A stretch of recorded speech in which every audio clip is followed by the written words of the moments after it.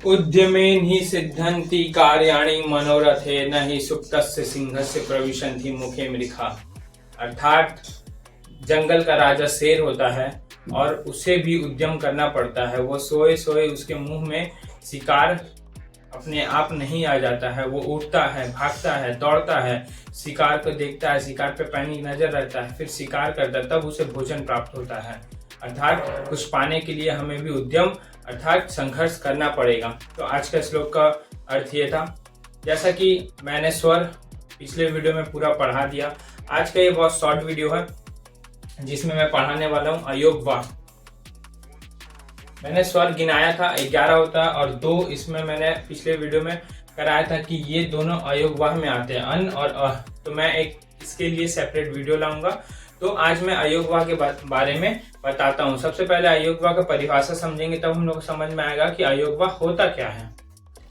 परिभाषा: वे ध्वनियां जिनका किसी वर्ण से पूर्णतः योग नहीं होता है उन्हें अयोगवाह कहते हैं।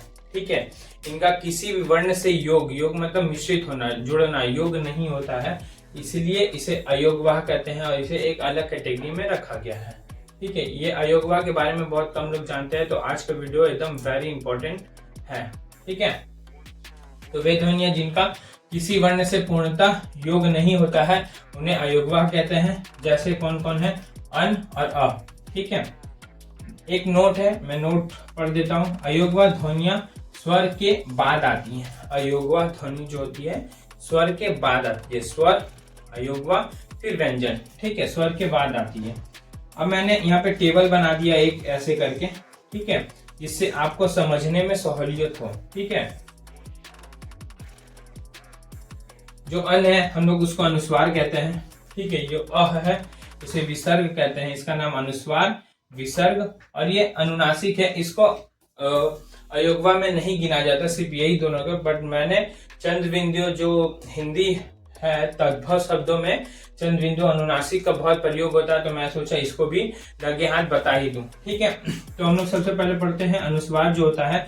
अनुस्वार जो होता है हमारे पंचमाक्षर भी बोलते हैं। जब क ख ग घ अंगा जो होता है, अंगा लास्ट का 5वां वर्ण होता है, उसको पंचमाक्षर भी कहा जाता है। ठीक है, तो अनुस्वार का उच्चारण से होता है। ठीक है, नाक से होता है। ठीक है, और इसे अल्प प्राण कहा जाता है। अल्प प्राण मैं व्यंजन में पढ़ाऊंगा, फिर भी मैं अल्प प्राण के बारे में समझा देता हूँ कि अल्प प्राण होता क्या है।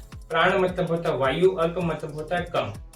तो जिसके उच्चारण में कम वायु लगे उसे अल्प प्राण कहा जाता है। ठीक है, और यह है महाप्राण, विसर्ग, जैसे अ। ठीक है, तो ये महाप्राण, महा मतलब होता है ज्यादा, प्राण मतलब होता है वायु, जिसमें ज्यादा प्राण लगे अर्थात वायु लगे। ठीक है, ये इसके अनुस्वार मैं बोला क का लास्ट में अंगा आता है, च का वर्ग कैया आता है, अड़ा आता है, न म, ये सब इसके उच्चारण है। और इसका उच्चारण है अह। देखिए अह में हलंत है यहाँ पे अह। ठीक है, ये तद्भव है, ये भी तद्भव, ये दोनों तद्भव है। अगर ये जो है ये दोनों तत्सम है, सॉरी ये दोनों तत्सम है। ठीक है, जो तत्सम उसे कहते हैं जो संस्कृत से आया है, और तद्भव उसे कहते हैं जो परिवर्तित होकर हिंदी में प्रयोग होता है, इसको तद्भव बोलते हैं। ठीक है, तो ये दोनों तत्सम है। और इस पे अनुस्वार के बारे में बता देना चाहता हूँ कि अनुस्वार का सर्वप्रथम प्रयोग जो है 1995 में श्याम सुंदर दास, डॉक्टर श्याम सुंदर दास ने किया था। ठीक है, विसर्ग का ये कंठ ध्वनि है, इसे काकल्य ध्वनि भी कहा जाता है। ये महाप्राण होता है, इसका उच्चारण अह होता है, और ये तत्सम है, मैंने ये बता दिया।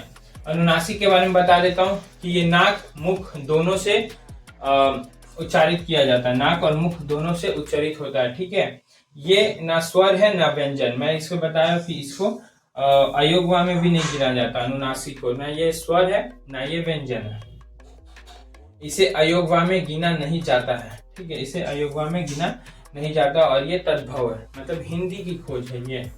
और मैं और एक बता देता हूँ, जो हमारे अरबी फारसी भाषा की जो नुक्ता है, जिसे हम लोग नुक्ता बोलते हैं, जैसे क के नीचे लगाते हैं, ग के नीचे लगाते हैं, इस नुक्ता का प्रयोग हमारे हिंदी में जैसे अनुस्वार का श्याम सुंदर दास ने किया था, तो नुक्ता का प्रयोग सबसे पहले राजा शिव प्रसाद सितारे हिंद ने किया था, और ये आजकल बहुत सारे शब्दों में, हिंदी के शब्दों में प्रयोग होता है इसका।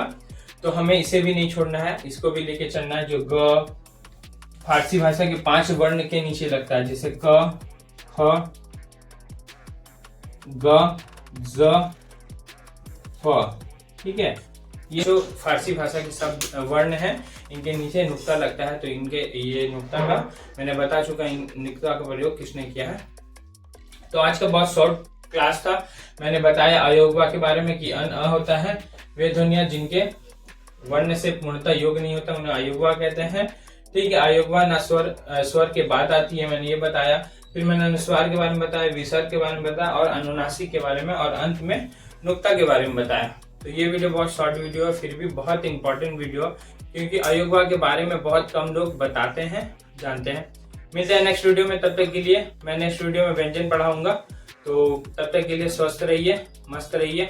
जय हिंद, वंदे मातरम, धन्यवाद।